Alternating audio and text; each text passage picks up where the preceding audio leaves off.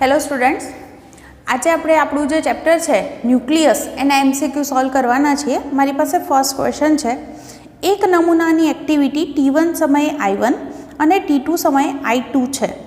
જો આ નમૂનાનો અર્ધાયુ τ1/2 હોય તો T2 - T1 સમયગાળામાં વિભંજન પામતા ન્યુક્લિયસની સંખ્યા ખાલી જગ્યાના સમપ્રમાણમાં હશે. એટલે એ સમયગાળામાં જેટલા ન્યુક્લિયસ વિભંજન પામે છે એની સંખ્યા કોના સમપ્રમાણમાં છે એ પ્રશ્નમાં પૂછેલું છે આપણને. ઓપ્શન કંઈક આવા છે, I1 - I2 × τ1/2, પછી છે I1 - I2 upon T1/2, એટલે કે τ1/2 પણ બોલી શકો છો. મેં અહીંયા સંકેત τ1/2 લખ્યો છે, આપણે ટેક્સ્ટબુકમાં અર્ધાયુને T1/2 લખ્યા છે. બંને સરખી જ વસ્તુ છે. ત્રીજો ઓપ્શન છે I2 - I1 × τ1/2 અને ચોથો ઓપ્શન છે 0. હવે જુઓ, તમને એવું યાદ હશે કે કોઈક આપણને રેડિયો એક્ટિવ તત્વ છે એનો કંઈક નમૂનો આપી દીધો હોય તો એની અંદર ધારો કે 100 ન્યુક્લિયસ શરૂઆતમાં એટલે T1 સમય લઉં ત્યારે 100 ન્યુક્લિયસ અવિભંજિત હોય, પછી જેમ જેમ સમય જાય એમ અવિભંજિત ન્યુક્લિયસની સંખ્યા ઘટતી હોય છે. એટલે પ્રારંભિક સંખ્યા 100 હોય, થોડા સમય પછી જુઓ તો 80 થઈ જાય. તો કેટલાનું વિભંજન થયું? 20નું. કેવી રીતે નક્કી કર્યું? તો 100માંથી 80 બાદ કર્યા. એવી જ રીતે શરૂઆતમાં અહીંયા આગળ જે છે એ ટોટલ ન્યુક્લિયસની સંખ્યા, જે અવિભંજિત ન્યુક્લિયસની સંખ્યા છે એને ધારો કે હું N1 કહું, અને T2 સમયે જે અવિભંજિત ન્યુક્લિયસની સંખ્યા છે એને હું N2 કહું, તો એનો મને એક્ટિવિટી સાથેનો સંબંધ ખબર છે.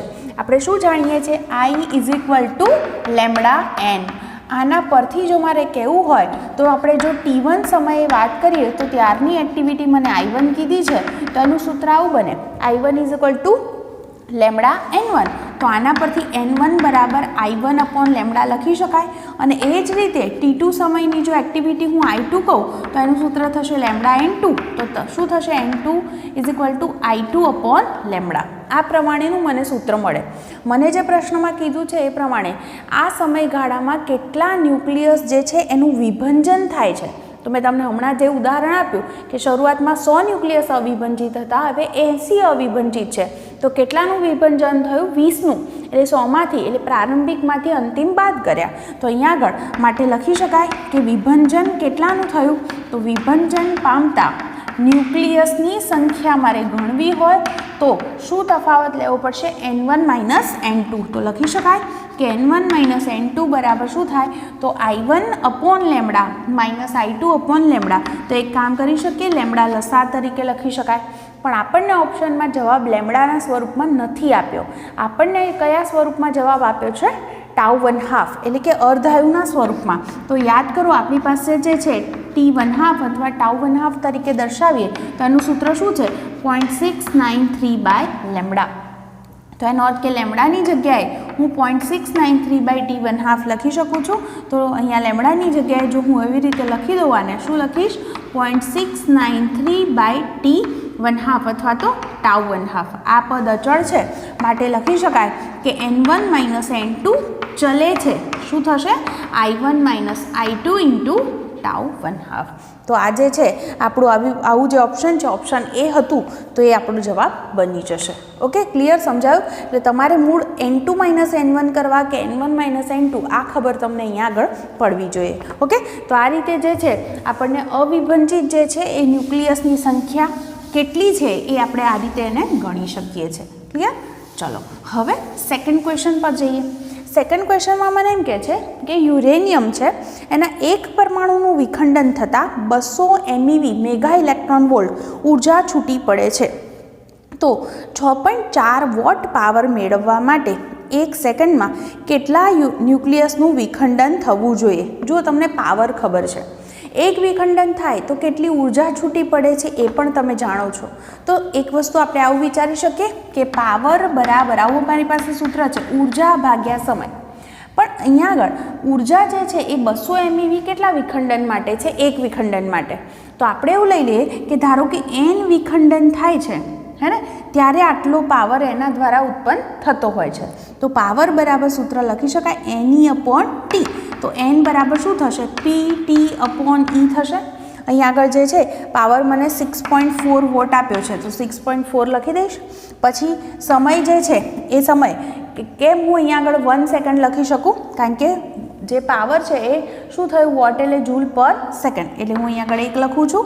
અને ઉર્જા જે છે એ 200 મેગા ઇલેક્ટ્રોન વોલ્ટ છે. મેગા છે તો મેગા એટલે 10⁶, અને ઇલેક્ટ્રોન વોલ્ટ છે એને જૂલમાં ફેરવો તો 1.6 × 10⁻19. તમે અહીંયા આગળ જે છે 16 ચોક 64 આવું થાય ને, અને અહીંયા આગળ 2 × 2 4, એટલે અહીંયા આગળ આવો જવાબ થાય ને તમારો. આ રીતે તમે ભાગાકાર ચલાવી શકો છો. એટલે તમારો જે જવાબ છે એ 2 × સમથિંગ આવશે. આપણી પાસે જે ઓપ્શન છે આવા છે 3 × 10⁻11, 2 × 10⁻11, બરાબર, 3.2 × 10⁶, અને 2.3 × 10⁶. ગણતરી કરી જુઓ, આ રીતે ઇઝીલી જવાબ મળી જશે. એટલે એવું ગભરાવાની જરૂર નથી કે કેલ્ક્યુલેટર વગર જવાબ નહીં આવે, આવી જશે. ઓકે, તો આ રીતે આપણે એને ગણી શકીએ છીએ. ક્લિયર થઈ ગયું હશે. ઓકે, એટલે પાવર આપણને ખબર હતી કેટલો જોઈએ છે, તો કેટલા વિખંડન કરશો ત્યારે એટલો પાવર મળશે, એ આપણે આ રીતે ગણી શકીએ. પછીનો ક્વેશ્ચન બહુ ધ્યાનથી સમજવાનો છે. એક પદાર્થનો અર્ધાયુ 20 મિનિટ છે, તો 33% એટલે 33% અને 67% ક્ષય વચ્ચેનો સમય ખાલી જગ્યા મિનિટ હશે. એટલે ટોટલ જુઓ 33 થઈ ગયો અને 67% થયો, એની વચ્ચે જે સમય ગયો છે ને એ સમય મને શોધવાનો કીધેલો છે. અને ઓપ્શન છે 10 મિનિટ, 20 મિનિટ, 30 મિનિટ અને 40 મિનિટ. પહેલું સમજો કે મને અહીંયા T1/2 જે છે એ કેટલો આપી દીધો છે 20 મિનિટ. ઓકે, પહેલું મને કયો ક્ષય કીધો છે 33%. 33% ક્ષય માટે હું વાત કરું છું. તમને યાદ હશે આપણે જ્યારે સૂત્ર લખ્યું હતું n બરાબર n0 e⁻ λt, ત્યારે એ સૂત્રની અંદર ખાસ તમને યાદ હોય તો n જે છે એ અવિભાજિત ન્યુક્લિયસની સંખ્યા બતાવે છે. 33%નો ક્ષય થઈ ગયો, એનો મતલબ એવો થયો કે 67% જે છે એ અવિભાજિત છે.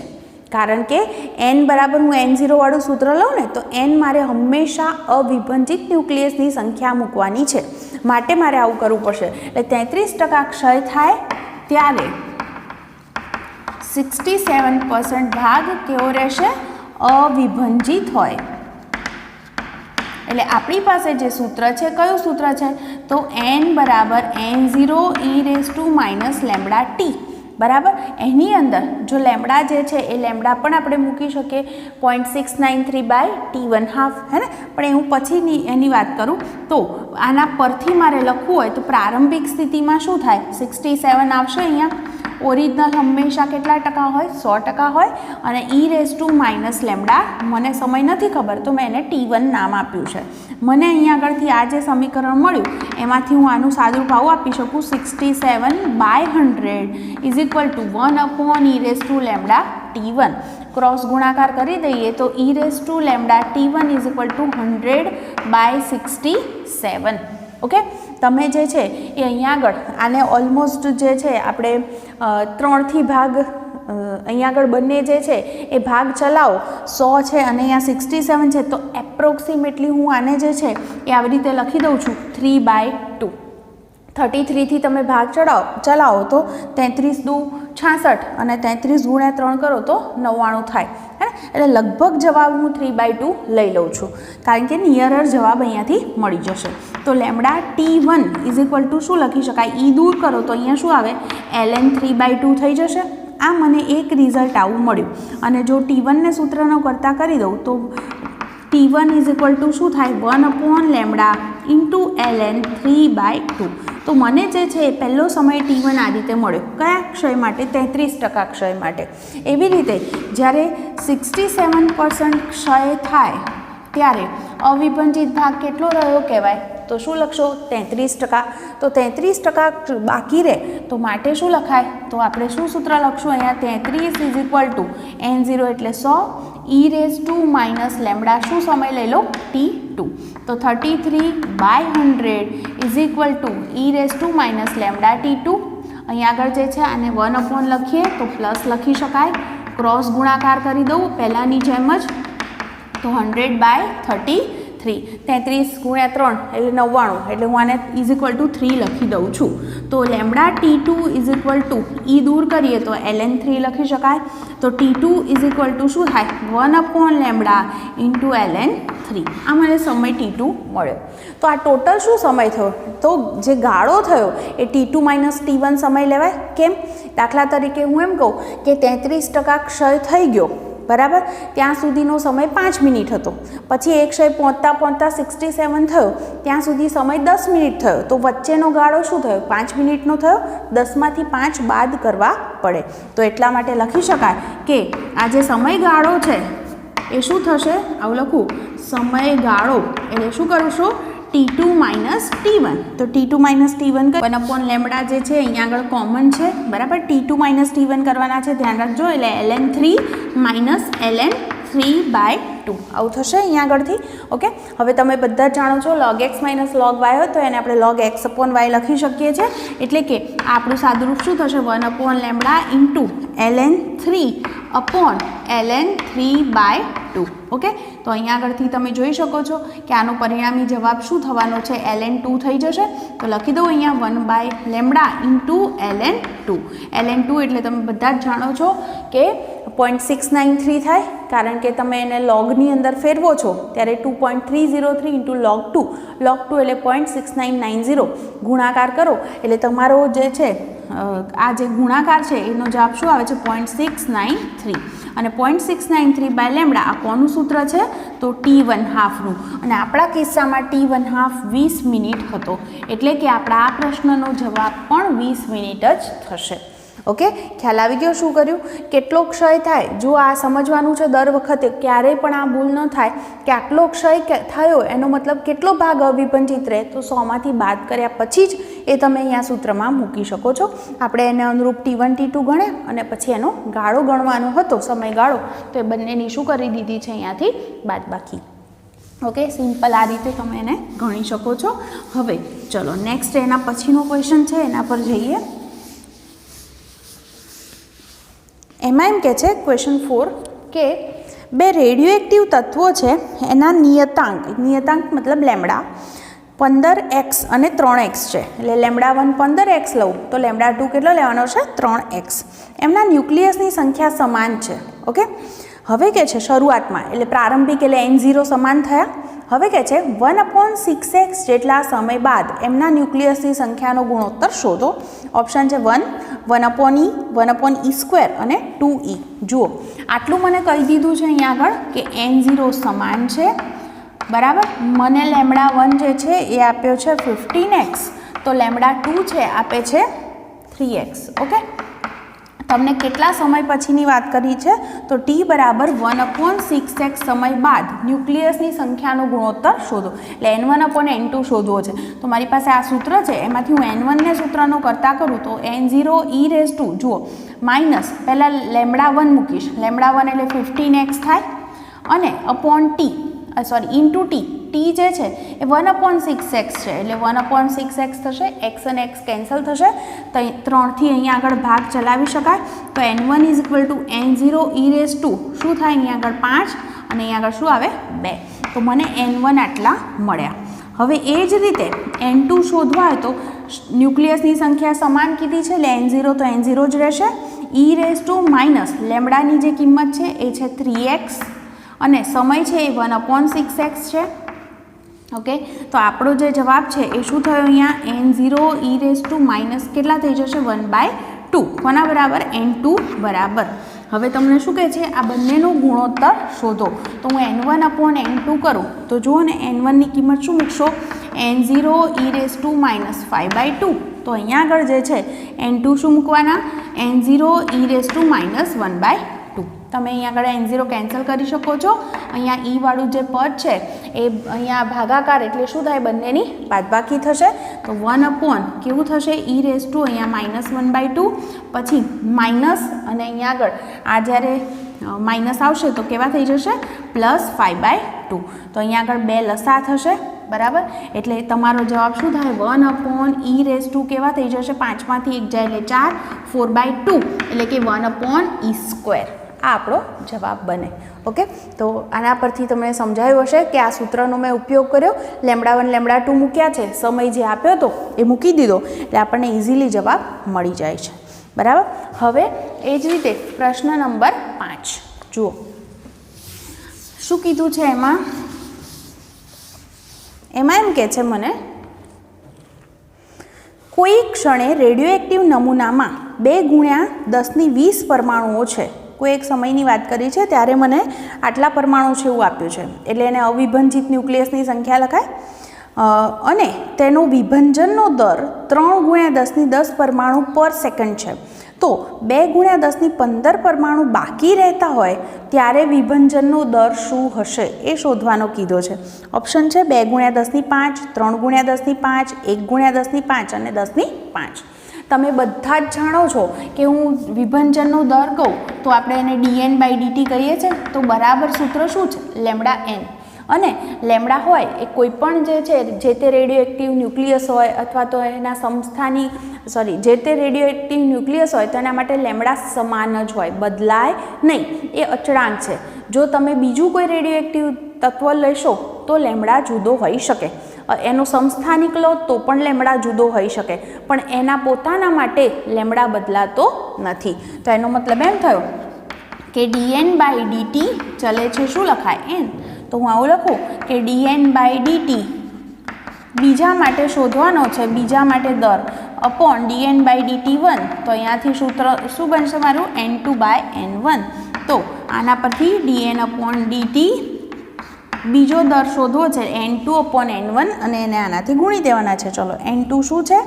તો 2 × 10⁻15 છે. n1 હતા 2 × 10⁻10 બરાબર. અને પરમાણુઓ જે છે પર સેકન્ડ વિભાજનનો દર આ જે હતો એ મને કેટલો આપ્યો હતો? તો 3 × 10⁻10. ઓકે, તમે સિમ્પલ અહીંયાથી ગણતરી કરી શકો છો.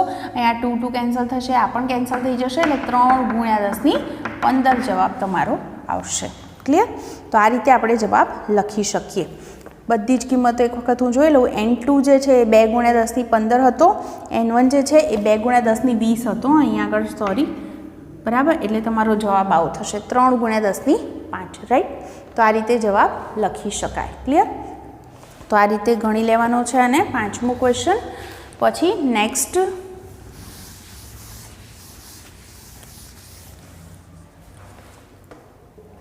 જુઓ. હવે કહે છે કોઈ ક્ષણે 6/60 વર્ષ અર્ધાયુના પ્લુટોનિયમ કીધો છે 240, એની એક્ટિવિટી 5 માઇક્રોક્યુરી, અને બીજું એક ન્યુક્લિયસ આપ્યું છે AM243, એની એક્ટિવિટી 4.45 માઇક્રોક્યુરી છે અને એનો અર્ધાયુ 7370 વર્ષ છે. તો તે ક્ષણે કયા નમૂનામાં વધારે ન્યુક્લિયસ હશે? બંનેમાંથી કોનામાં ન્યુક્લિયસની સંખ્યા વધારે હશે એ તમને અહીંયા આગળ શોધવાનું કીધું છે. તમારા ઓપ્શન છે પ્લુટોનિયમ 240 હશે, AM243 હશે, બંનેમાં સમાન હશે કે કંઈ કહી શકાય નહીં. જુઓ, તમને જે છે ને પહેલું એક ન્યુક્લિયસ જે આપ્યું છે ને એના માટે કે કઈ રાશિ આપી છે તમને એક્ટિવિટી, એટલે હું આઈ લખું 5 માઇક્રોક્યુરી આપી છે અને એનું અર્ધાયુ જે છે T1/2 એ મને આપે છે 6560 વર્ષ. તો બીજું જે ન્યુક્લિયસ છે કયું છે? 243, એની એક્ટિવિટી આપી છે 4.45 માઇક્રોક્યુરી અને એનો જે અર્ધાયુ છે એ અર્ધાયુ મને આપે છે 7370 વર્ષ. ઓકે, જુઓ તમારી પાસે શું સૂત્ર છે? Activity I = lambda n. જાણો છો બધા જ.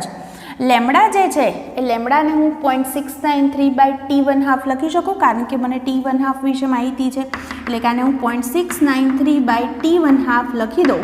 તો એનો અર્થ એવો થયો કે મને ન્યુક્લિયસની સંખ્યા n જોઈતી હોય તો n બરાબર શું સૂત્ર થશે?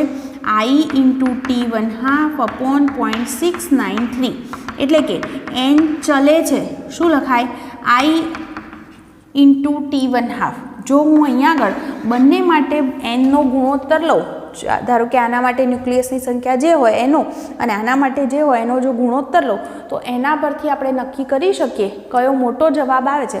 જો જવાબ ધારો કે આમ કરું n1/n2 > 1 આવે એનો અર્થ કે આમાં વધારે, હે ને? જો લેસ દેન 1 આવે તો આમાં વધારે અને ઇક્વલ ટુ 1 આવે તો બંનેમાં સરખી છે એમ કહી શકાય. તો ચલો અહીંયા આગળથી હું ગણતરી કરું તો n1/n2 બરાબર શું થાય? જુઓ ને આવું થાય I1 T1/2 પહેલા માટે અપોન I2 T1/2 બીજા માટે. આને પહેલો નંબર આપ્યો અને બીજો, બરાબર. તો અહીંયા આગળથી કિંમતો લખીએ. આની છે 5 માઇક્રોક્યુરી, આ છે 6560 અપોન આ છે 4.45 અને આ છે 7370. ગણતરી કરી જોજો, તમારો આન્સર એપ્રોક્સિમેટલી 1 આવશે. એનો અર્થ એવો થાય કે n1 બરાબર n2, એટલે કે બંનેમાં ન્યુક્લિયસની સંખ્યા કેવી હશે? સમાન. એટલે કે n શેના પર આધાર રાખશે? તો આ ગુણાકાર પર. કોના એક્ટિવિટી અને અર્ધાયુના ગુણાકાર પર. એના પરથી જવાબ જે છે એ નક્કી થઈ શકશે, બરાબર. હવે એના પછીનો જુઓ શું કહે છે. હવે એમાં રેડિયોએક્ટિવ તત્વના એક નમૂનાનું દળ 15 મિનિટમાં 7/8 ભાગનું વિભંજન પામે છે. એટલે આટલો ભાગ વિભંજન પામી ગયો. કેટલો ભાગ? 7/8. તો મૂળ ભાગ એક હોય, એમાંથી 7/8 જતો રહે તો બાકી કેટલો રહે? 1/8 રહે, બરાબર. અને એનામાં એમ કહે છે 15 મિનિટમાં આવું થયું તો તેનો અર્ધાયુ ખાલી જગ્યા હશે. ઓપ્શન છે 5 મિનિટ, 10 મિનિટ, 15 મિનિટ ને 20 મિનિટ. જુઓ ફરીથી પ્રશ્ન મુજબ મને કીધું છે કયો સમય કીધો? 15 મિનિટમાં. કેટલો ભાગ વિભંજન કેટલાનું થયું? વિભંજન એટલે વિભંજિત ભાગ આવું લખું. વિભંજિત ભાગ કેટલો છે મારી પાસે? 7/8. તમે બધા જ જાણો છો કે આપણી પાસે જે પણ સૂત્ર છે એ અવિભંજિત ન્યુક્લિયસની સંખ્યા માટેનું છે. તો હું એક કામ કરું કે માટે અવિભંજિત ભાગ કેટલો થાય? તો અવિભંજિત ભાગ એટલે મૂળ 1 હોય, એમાંથી 7/8નું વિભંજન થયું, લસા લો કેટલો થાય? 1/8. 1/8 એટલે 1/2⁵ કહેવાય. તમને આવું યાદ છે? મેં એક સૂત્ર જ્યારે અર્ધાયુ શીખવાડ્યું હતું ત્યારે લખાયું હતું કે જ્યારે સમય t બરાબર n/t1/2 ત્યારે અવિભંજિત ભાગ n/n0 બરાબર 1/2⁴ થાય. તો એનો અર્થ એવો થાય કે આ અવિભંજિત ભાગ 1/2⁵ છે, માટે લખી શકાય કે n બરાબર 3 થયા. જો n બરાબર 3 હોય તો આની અંદર હું મૂકી દઉં કે t જે છે એ 15 છે, n 3 છે તો t1/2 મળી જશે. t1/2 શું થશે? 15/3, એટલે કે શું જવાબ થશે આપણો? 5 મિનિટ.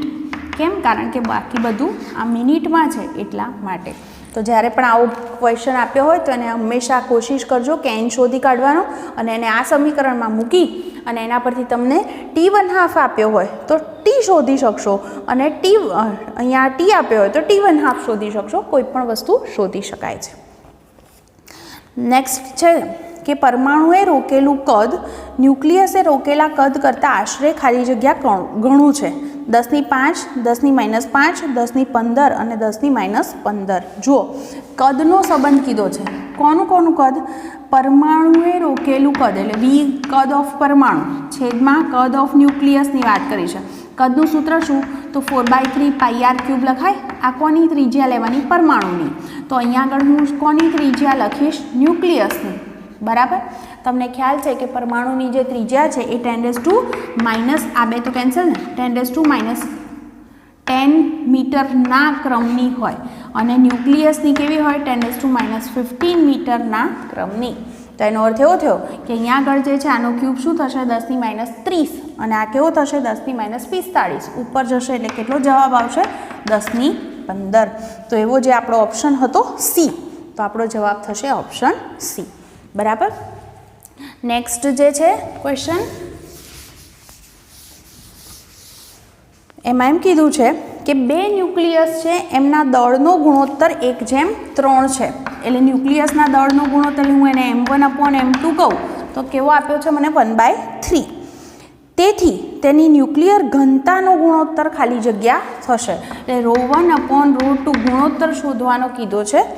ઓપ્શન છે 1/1, 1/2, 1/3 અને 3/1. જુઓ ઘનતા બરાબર આપણી પાસે જે સૂત્ર છે એ પ્રમાણે શું લખી શકાય? દળ ભાગ્યા કદ લખાય. તો હું દળ ભાગ્યા કદ લખું તો હું સીધું જ બંને માટે લખું છું. આના માટે લખું દળ એટલે m1, કદ એટલે 4/3πr1³ આવું લખાય. આના માટે લખું ત્યારે શું થશે? 4/3πr2³ ભાગ્યા m2 આવશે, સમજાતું હશે. દળ ભાગ્યા કદ જ લખ્યું છે મેં અને કદનું સૂત્ર 4/3 πr³ લખ્યું છે.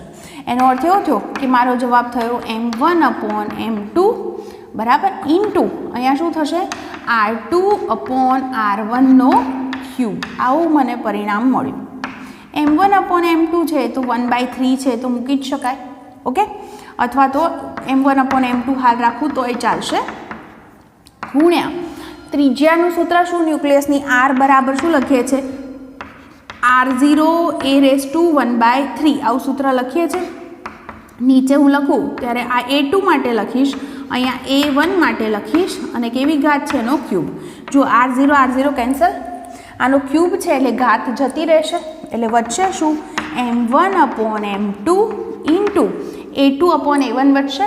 હવે જુઓ એ એટલે શું છે ન્યુક્લિયસ જે છે એની અંદર ટોટલ જેટલા ન્યુક્લિયોન્સ હોય એટલે કે પ્રોટોન અને ન્યુટ્રોન હોય એમનું ટોટલ એમની સંખ્યા. તો એ જે સંખ્યા છે એના પરથી સીધું એનું દળ નક્કી થાય. જેટલા ન્યુક્લિયન્સ હોય એના ટોટલ દળનો સરવાળો કરો ત્યારે તમને એના ન્યુક્લિયસનું દળ મળે છે. એનો અર્થ એવો થયો કે આ a2 છે એ કોનું દળ દર્શાવશે બીજા ન્યુક્લિયસનું, તો a1 છે એ પહેલા ન્યુક્લિયસનું દળ દર્શાવશે. સમજાય છે કેમ? કારણ કે ટોટલ જેટલા પ્રોટોન ન્યુટ્રોન હોય એમની સંખ્યા એને દરેકને હું એના દળથી ગુણી દઉં. ધારો કે એક પ્રોટોન કે એક ન્યુટ્રોનનું દળ લગભગ સમાન કહેવાય, તો જેટલા પ્રોટોન ન્યુટ્રોન છે એની સંખ્યાને હું ગુણાકાર કરું દળ વડે, એકના દળ વડે, તો આખા ન્યુક્લિયસનું દળ મને મળી શકે. એટલે સીધું જ જેટલો એનો દળાંક છે એનો સંબંધ સીધો દળ સાથે થાય. કારણ કે આને પણ મેં એક પ્રોટોન કે ન્યુટ્રોનના દળથી ગુણ્યો હોય, આને પણ એક પ્રોટોન કે ન્યુટ્રોનના દળથી ગુણ્યો હોય તો એ પદ કેન્સલ જ થાય. એટલે જવાબમાં આટલું વધે. તો આ ગુણોત્તર શું થઈ જશે 1:1. ક્લિયર? નેક્સ્ટ, સ્થિર રહેલા યુરેનિયમના ન્યુક્લિયસનો ક્ષય થતાં થોરિયમ અને હિલિયમના ન્યુક્લિયસ મળે છે. તેમની ગતિ ઉર્જાનો સંબંધ ખાલી જગ્યા હશે. Kinetic energy of helium is greater than kinetic energy of થોરિયમ. બીજો ઓપ્શન છે થોરિયમની વધારે છે ગતિ ઉર્જા હિલિયમ કરતાં. ત્રીજો ઓપ્શન છે બંનેની સમાન અને ચોથો ઓપ્શન છે કે સંબંધ ન મળે. તમે બધા જાણો છો કે આવી રીતે ન્યુક્લિયસનો ક્ષય થતો હશે છતાં પણ વેગમાનનું તો સંરક્ષણ થાય જ, હે? તો આપણે અહીંયા આગળ જો એનો ઉપયોગ કરીએ વેગમાન સંરક્ષણના નિયમનો, તો શું લખી શકાય કે પ્રારંભિક વેગમાન બરાબર અંતિમ વેગમાન. તો હું અહીં આગળ લખી શકું કે પ્રારંભિક વેગમાન બરાબર અંતિમ વેગમાન. પ્રારંભિકમાં ન્યુક્લિયસ યુરેનિયમનું સ્થિર હતું એટલે પ્રારંભિક વેગમાન 0, અંતિમ વેગમાન એટલે હિલિયમનું વેગમાન પ્લસ બીજું શું બન્યું છે થોરિયમ, તો થોરિયમનું વેગમાન આવું લખી શકાય. અહીંયા આગળથી આ પદ આ બાજુ આવશે તો માઇનસ નિશાની જે છે એ શું દર્શાવે છે બંનેની દિશા પરસ્પર વિરુદ્ધ છે. પણ જો હું મૂલ્યમાં લખું તો P of helium is equal two P of થોરિયમ આવું લખાય મૂલ્યમાં. આવો સંબંધ મળ્યો. હવે જો હું લખું ગતિ ઉર્જા, તો ગતિ ઉર્જાનું સૂત્ર શું p²/2m. બંનેમાં p સમાન છે, વેગમાન બંનેના સમાન છે. એનો અર્થ એવો થયો કે ગતિ ઉર્જા ચલે છે 1/m. જેનું દળ વધારે એની ગતિ ઉર્જા ઓછી, હે ને? તો એનો અર્થ આપણે બધા જ જાણીએ છીએ હિલિયમ અને થોરિયમમાંથી કોનું દળ વધારે છે થોરિયમનું. તો થોરિયમનું દળ વધારે હોવાથી kinetic energy of thorium is less than kinetic energy of helium. અથવા ઉલટું કહેવું હોય તો હિલિયમની ગતિ ઉર્જા થોરિયમ કરતાં કેવી હશે વધારે. અને પેલું ન્યુક્લિયસ ભારે છે એટલે એની ગતિ ઉર્જા કેવી હશે પ્રમાણમાં ઓછી હશે. બરાબર? તો આ રીતે આપણે આવા MCQ સોલ્વ કરી શકીએ. આજે અહીં સુધી જ વાત કરું છું. નેક્સ્ટ લેક્ચરમાં હજી પણ મારે બીજા ક્વેશ્ચન થોડા કરાવવા છે.